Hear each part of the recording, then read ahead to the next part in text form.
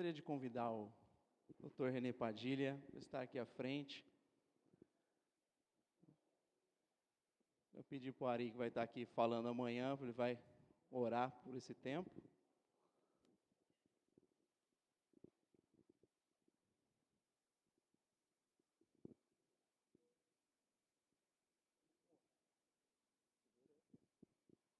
Senhor nosso Deus, nos colocamos na Tua presença, reconhecendo, Senhor Deus, sempre temos algo a aprender de Ti, reconhecendo a nossa humanidade, a nossa pequenez e a necessidade que temos de que o Teu Espírito continue a falar como tem falado.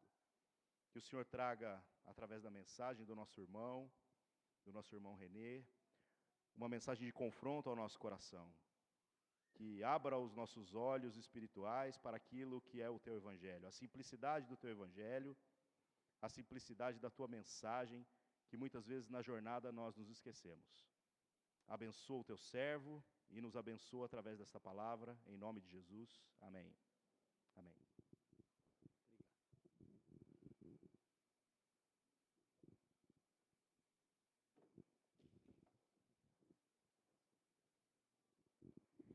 Boa noite. Yo pido disculpas porque no falo portugués.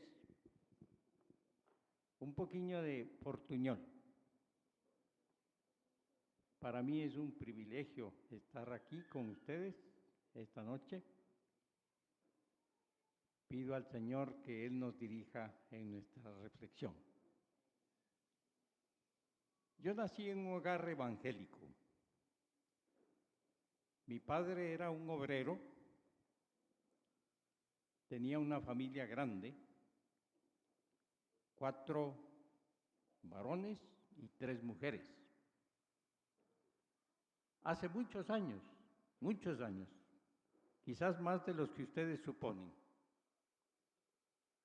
En ese tiempo vivíamos en Colombia, aunque nací en Quito, Ecuador. Mi padre era un comunicador del Evangelio, era un obrero, sastre. ¿Se entiende? Sastre, que cose, que hace ropa. Cada vez que él podía comunicar el Evangelio, lo hacía. En ese tiempo en Colombia había una situación muy difícil para los evangélicos porque había persecución. Si uno no era evangélico, si no era católico romano, bueno, tenía problemas. A un hermano mío lo expulsaron del colegio mientras estaba en la secundaria porque mi padre le había dado una Biblia subrayada para discutir con un sacerdote. Y el sacerdote estaba muy furioso y lo acusó de mala conducta y lo expulsaron del colegio. Y no podía terminar la secundaria porque no lo aceptaban en ninguna secundaria. Era difícil. Yo doy gracias a Dios por mi hogar evangélico, mas cuando yo llegué a la secundaria en Quito, tuve varios profesores marxistas. Uno de ellos quería que todos los estudiantes nos convirtiéramos al marxismo. Y en sus clases de filosofía hablaba mucho acerca de justicia social, el problema de la explotación de los pobres, el problema de la opresión. Y un día en su clase, él preguntó a los estudiantes, ¿qué ha ofrecido el cristianismo en América Latina para solucionar el problema de la pobreza? ¿Qué dicen los cristianos sobre el problema de la injusticia social? bueno, casi todos mis compañeros eran fieles católicos romanos. Ninguno tenía la respuesta. Luego, dirigiéndose a mí, así, directamente, me dijo: Padilla, você no es católico, es protestante. ¿Qué dicen los protestantes sobre el problema de la injusticia social, la pobreza, la opresión? ¿Qué dicen? No decimos nada. Yo no supe qué responder, porque en la mía iglesia no se hablaba de estos temas.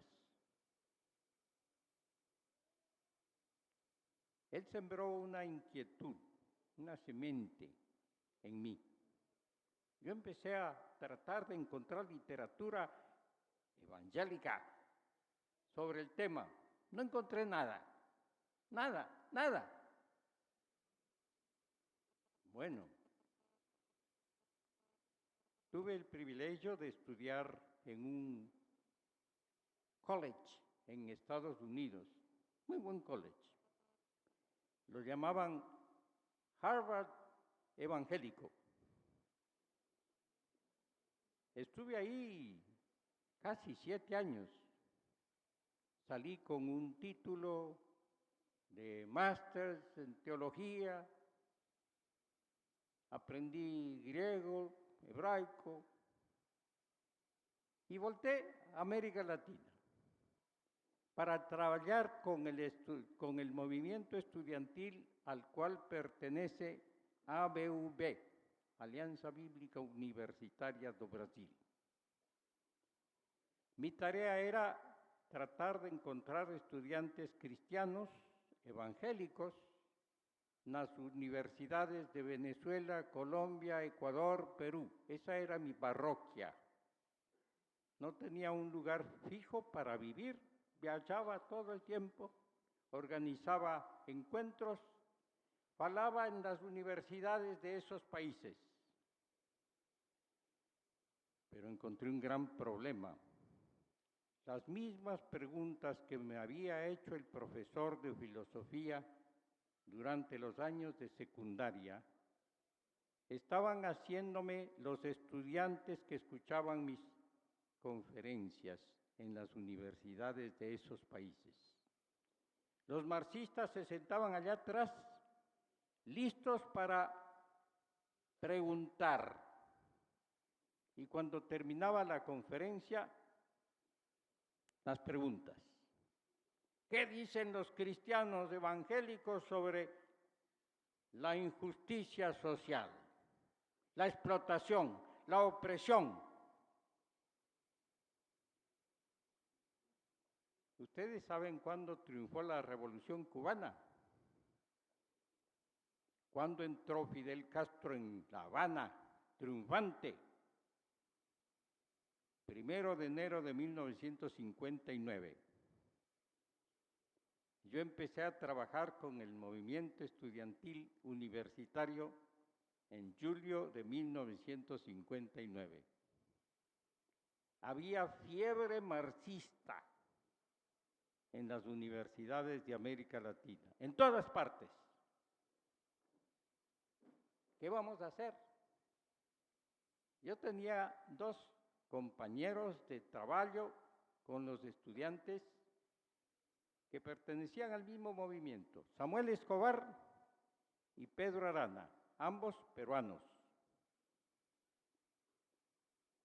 En nuestras reuniones como obreros del movimiento estudiantil, conversábamos sobre este tema con mucha preocupación. ¿Qué podemos decir frente a estas preguntas que se plantean los estudiantes en las universidades? Ahí comenzó una reflexión que era una suerte de pastoral para los estudiantes en las universidades de América Latina. Yo doy gracias a Dios porque yo tenía herramientas para hacer teología. Comencé a releer la Biblia, releerla, y descubrir que en la Biblia hay mucho material sobre esos temas. Justicia social, el amor de Dios por los vulnerables en la sociedad, las viudas, los huérfanos, los extranjeros o forasteros. Dios tiene preocupación especial por ellos. Dios es un Dios de justicia. Dios es justo y ama la justicia. Eso se repite a lo largo del Antiguo Testamento.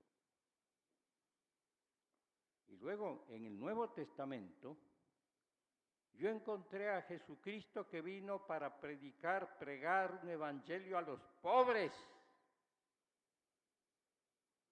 para liberar a los oprimidos, para dar buenas nuevas a aquellos que no tienen esperanza porque no pueden ni siquiera cubrir sus necesidades básicas.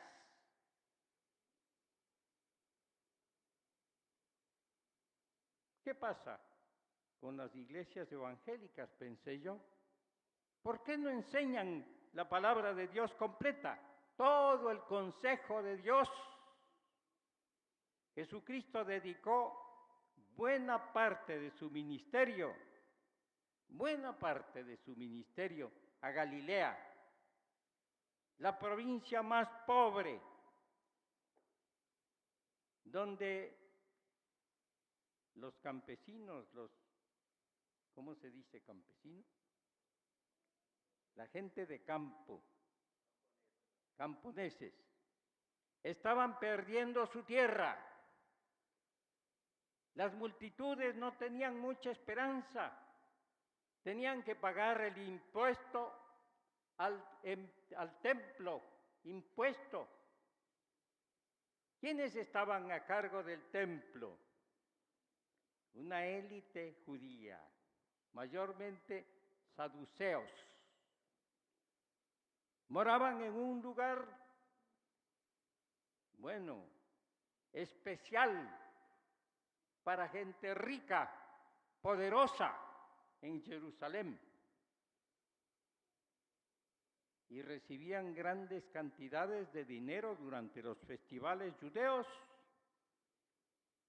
y en las ofrendas y en el negocio de animales para el sacrificio. Jesucristo dedicó su tiempo a la gente más necesitada, especialmente en Galilea. Y ustedes encuentran muchos pasajes en la Biblia, en el Nuevo Testamento, acerca de su ministerio, especialmente, no exclusivamente, pero especialmente con la gente pobre. En Mateo capítulo 9, comenzando con el versículo 35, dice que Jesús iba de pueblo en pueblo, enseñando acerca del reino de Dios, predicando el evangelio y sanando toda enfermedad, todo tipo de enfermedad. Y dice que Jesucristo vio a la multitud y tuvo compasión de ella, porque estaban como ovejas sin pastor. ¿Qué quiere decir eso? Pueblos sin líderes que se preocuparan de ellos. En el Antiguo Testamento, vez tras vez, a los líderes se los llama pastores. Pero los pastores tienen que cuidar de las ovejas. Jesús vio a las multitudes agobiadas, cargadas, como ovejas sin pastor, sin líderes. ¿Dónde estaban los líderes? En Jerusalén, acumulando poder y riqueza. El cuadro se repite a lo largo de los años. La razón principal, no única, pero principal de la pobreza es la opresión, el abuso de poder, la acumulación de los bienes de la creación de Dios en pocas manos. Y eso es a lo largo de toda la historia. Jesucristo se preocupó por eso. Él vino para introducir una nueva era, una nueva manera de enfocar la vida. Jesucristo habló muy claramente acerca del peligro de adorar a Mamón. No es posible servir a Dios y servir a Mamón. No es posible. Nadie puede servir a Dios a dos señores. La enseñanza bíblica es muy clara, muy clara. Pero muchas iglesias evangélicas aún oyen. Se dedican a predicar el evangelio para salvar almas. Ahora hay un negocio. Y los pobres ya no son explotados únicamente por los poderosos fuera de la iglesia, y también dentro de la iglesia. Triste, muy triste. Nuestra reflexión para desarrollar una pastoral estudiantil se hizo a lo largo de muchos años, toda la década de los 60. En 1969 hubo un congreso que se llamó Primer Congreso Latinoamericano de Evangelización. Se celebró en Bogotá, Colombia, noviembre de 1969. Fue organizado en Estados Unidos. La mayor parte de los oradores fueron escogidos, invitados por un grupo de gente que no vivía en América Latina.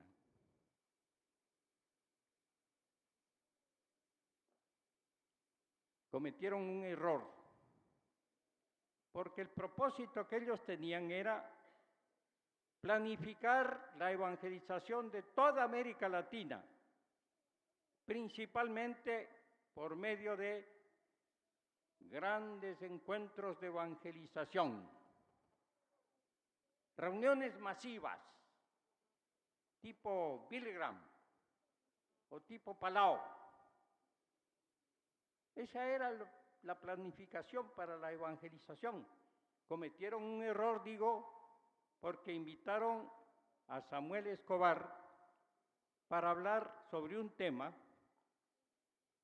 que, no era un tema que se tratara en las iglesias evangélicas en general. La responsabilidad social de la iglesia. Aún hoy, si se lee ese discurso, uno se sorprende de cómo Dios faló por medio de Samuel Escobar. Lo que él hizo fue resumir toda la reflexión que se había hecho a lo largo de la década de los 50 en grupos estudiantiles universitarios. Y ensino de parte de quienes estábamos encargados de la obra estudiantil como líderes. Cuando Samuel faló, terminó su discurso, había casi 1000 personas ahí, se levantaron, se pusieron de pie y aplaudieron y aplaudieron y aplaudieron y aplaudieron por 5, 6, 7 minutos. No paraban de aplaudir. O sea que en América Latina muchos pastores están haciéndose la misma pregunta. ¿Cuál es la responsabilidad social de la Iglesia? ¿Qué dicen los cristianos frente al problema de la injusticia social, la explotación, la opresión, el abuso de poder, la concentración o acumulación de riqueza en pocas manos, la imposibilidad de cubrir necesidades básicas entre las grandes mayorías de la gente? ¿Le importa a Dios eso?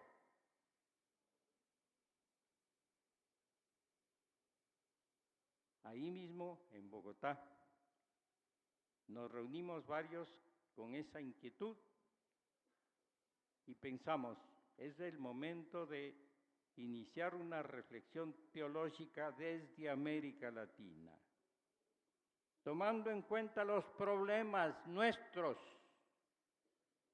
la situación social, económica, política de nuestra gente. Gracias a Dios fue posible organizar una reunión que se realizó en Cochabamba, Bolivia, en diciembre de 1970. Ahí nació la Fraternidad Teológica Latinoamericana.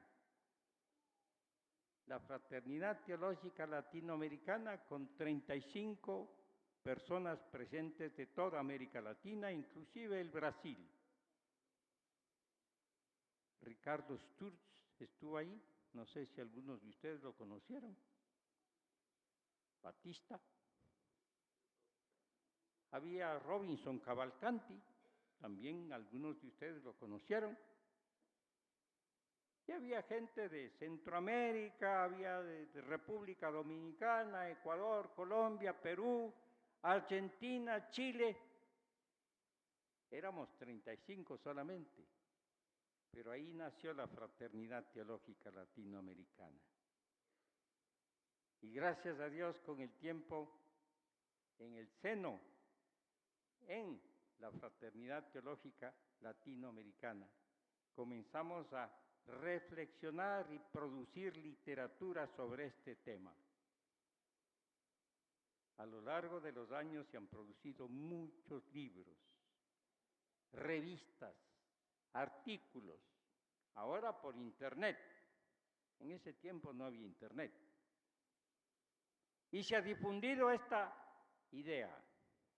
No es una idea, es un acercamiento a la misión de la Iglesia. ¿Para qué está la Iglesia?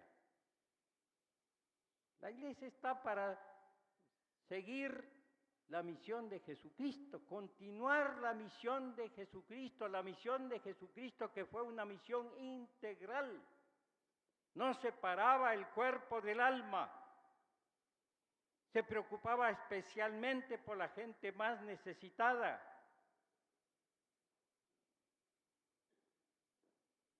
La gente más vulnerable, los pobres que no podían cubrir necesidades básicas, las mujeres despreciadas en esa sociedad, los meninos,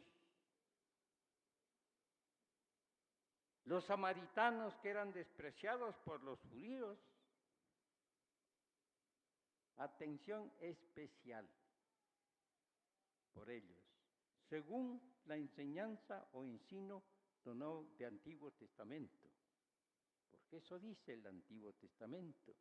Dios tiene afán, deseo de ver que haya justicia en la sociedad. Bueno, hay tantas cosas que podría decir, pero el tiempo no me da para todo. En 1966 se había hecho un congreso en Wheaton y ya ahí algunos de los oradores que venían de países del Asia, África, América Latina habían introducido la inquietud en una conferencia en Estados Unidos, y de ahí salió la Declaración de Wheaton. Y en esa declaración se reconocía la importancia de hacer una reflexión seria sobre la responsabilidad de la Iglesia en relación con la justicia, la pobreza, la explotación. En 1968, de nuevo, en Berlín se hizo un congreso. Ahí el que dio el discurso de apertura fue Billy Graham. Y entre otras cosas dijo que la más acertada manera de contribuir a que cambie la sociedad era predicar, pregar el evangelio. Sí, yo creo en eso. Hay que pregar el evangelio, pero no basta predicar, no basta predicar. Jesús no se limitó a pregar y pregar y pregar. Él tuvo un estilo de vida de preocupación real por la gente más necesitada. No solo por el alma, también el cuerpo.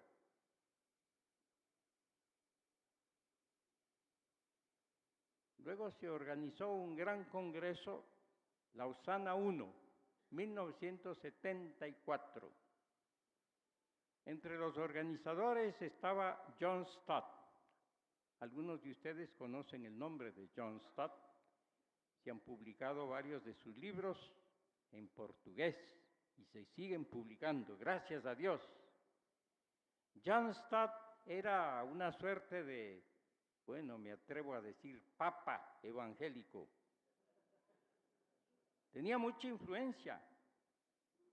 Y John Stott influyó para que dos oradores latinoamericanos falaran en el plenario de Lausana, un congreso grande, mundial. A Samuel Escobar se le pidió que hablara sobre la contribución de la Iglesia a la justicia. Y a un René Padilla lo invitaron para hablar sobre la evangelización en el mundo hoy.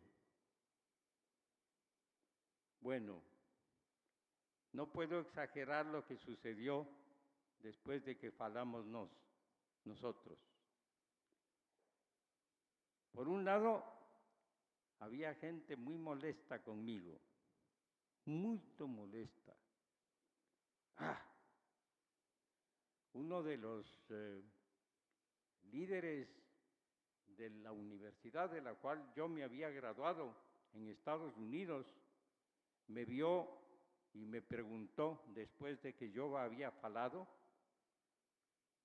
¿usted es graduado de Wheaton College? Sí, soy graduado de Wheaton College. ¿Cómo puede decir las cosas? Se dijo. Yo le dije, en Wheaton College yo aprendí lo que significa pensamiento crítico.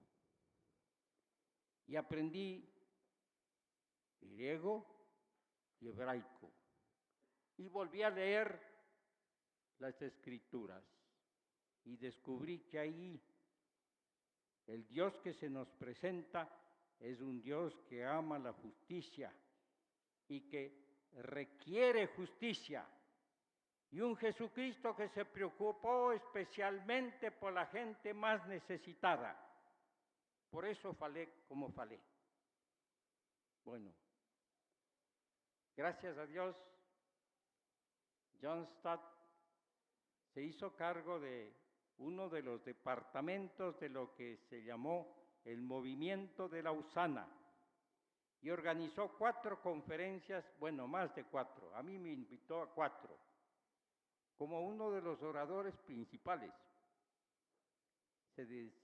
No puedo entrar en detalles, pero hubo una conferencia en Fuller Seminary sobre unidades homogéneas, donde había un debate porque en ese tiempo, en ese seminario se enseñaba que la manera de hacer crecer numéricamente a las iglesias, era teniendo iglesias especializadas en grupos raciales y sociales. Una iglesia para blancos ricos y para negros ricos otra iglesia. Para blancos pobres, una iglesia, para negros pobres, otra iglesia. Así crece más la iglesia. Absurdo, absurdo. Pero bueno, ese fue el debate. Se organizó otra conferencia sobre Evangelio y cultura. Tremenda conferencia. A mí se me pidió que hablara sobre la hermenéutica para tratar de contextualizar el Evangelio en cada cultura. Es decir, en cada cultura el Evangelio tiene que ser un Evangelio pertinente, que hable a la situación, que considere los problemas en la sociedad. De ahí surgió un documento muy valioso, Evangelio y Cultura. Hubo otra conferencia en Inglaterra sobre el estilo de vida sencillo, estilo de vida que refleje que nosotros no tenemos interés en ajustarnos o adaptarnos a la sociedad de consumo, sino a lo que Dios quiere de nosotros como siervos que seguimos a un Cristo que nunca trató de exhibir lujo. Jesús fue un predicador pobre, no tenía moradiña. Las aves tienen sus nidos, las zorras tienen sus cuevas, pero el Hijo del Hombre no tiene dónde reclinar su cabeza. Eso dijo Jesús.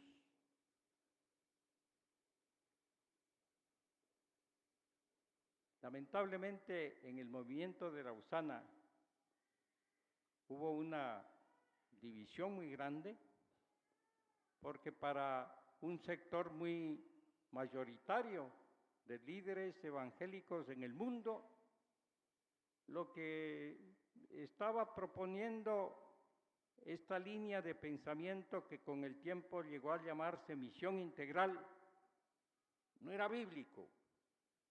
Bueno, no leyeron bien la Biblia.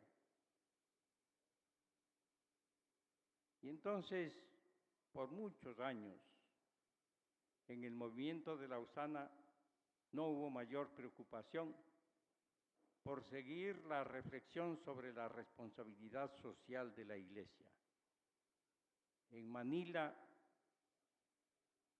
en 1980, el documento afirmaba que sí, que es bueno pensar en estas cosas, pero el énfasis era el mismo énfasis tradicional. Yo tuve el privilegio de asistir a Lausana 3, que se realizó en Sudáfrica en octubre de 2010. Sorprendente lo que sucedió allí y antes, en preparación para ese congreso.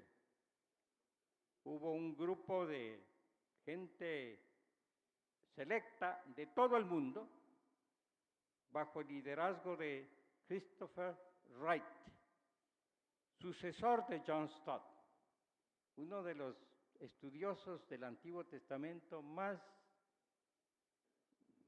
leídos, ha escrito muchos libros, realmente cada libro de Christopher es de mucho valor. Él, con un grupo de estudiosos, teólogos, pastores, líderes evangélicos de todo el mundo, prepararon un documento. Yo les recomiendo entrar en la página web del movimiento de Lausana, Lausanne Movement, y encontrar ahí el documento que se llama Compromiso de Cabo de Ciudad de Cabo, compromiso de Ciudad del Cabo. Es tremendo, tremendo, tremendo, tremendo. Ahí se afirma la misión integral, la importancia de la justicia social, la preocupación especial de Dios por los pobres. Allí se recupera ese énfasis que en nuestros países ha venido creciendo. Podría añadir unas cuantas cosas más, pero no quiero robar el tiempo a nuestro hermano, que tiene mucho que decir sobre qué ha sucedido en el Brasil, sobre este tema de misión integral. Yo doy gracias a Dios. Una de las cosas buenas sobre ponerse viejo, hacerse bello, es que uno puede mirar hacia atrás y ver cómo Dios ha estado obrando, trabajando, mudando las cosas. Cuando nosotros empezamos a hablar acerca de justicia, acerca de los pobres, marxistas, marxistas, ¿qué tiene que ver? Absurdo, absurdo. Pero aún hoy hay quienes dicen que si hablamos de estas cosas, somos marxistas. Como dice un autor ruso, Berdiaev, los evangélicos, los cristianos, se dejaron arrebatar la bandera de la justicia social por parte de los marxistas. Gracias a Dios, en todo el mundo, hoy día está creciendo esta visión de lo que significa servir a Dios en su misión, que es misión del reino, misión de justicia, misión de paz, misión de reconciliación, misión de equidad. De aquí yo voy directamente a Lima, a la 6ª consulta de la Red Miqueas. No puedo decir mucho sobre este tema, pero es una cosa extraordinaria, porque la gran mayoría de quienes asisten a una conferencia así son de lo que se llamaba antes, ojalá que ya no tanto, el tercer mundo. Y algunos de los oradores somos del tercer mundo, de Asia, de África, de América Latina. Uno que otro europeo, uno que otro canadiense, norteamericano, porque en esos países, bueno, todavía estamos pensando que la misión de la Iglesia es salvar almas, punto. Tristemente, tristemente.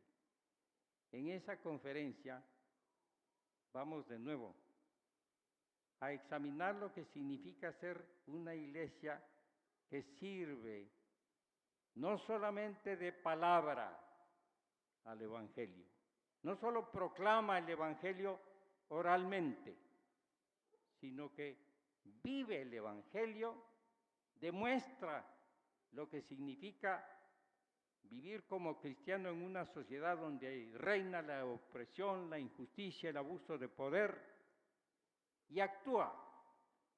Yo doy gracias a Dios por esta iglesia. Esta mañana visitamos un lugar donde esta iglesia está desarrollando un hermoso ministerio con niños, meninos y adolescentes. Eso tiene buena base bíblica, no es invención, no es comunismo. No tiene nada que ver con el comunismo. Es simplemente obediencia a lo que Dios quiere. Es manifestación del reino de Dios y su justicia. Pongan primero el reino de Dios y su justicia, y todo lo demás será añadido. Muchas gracias.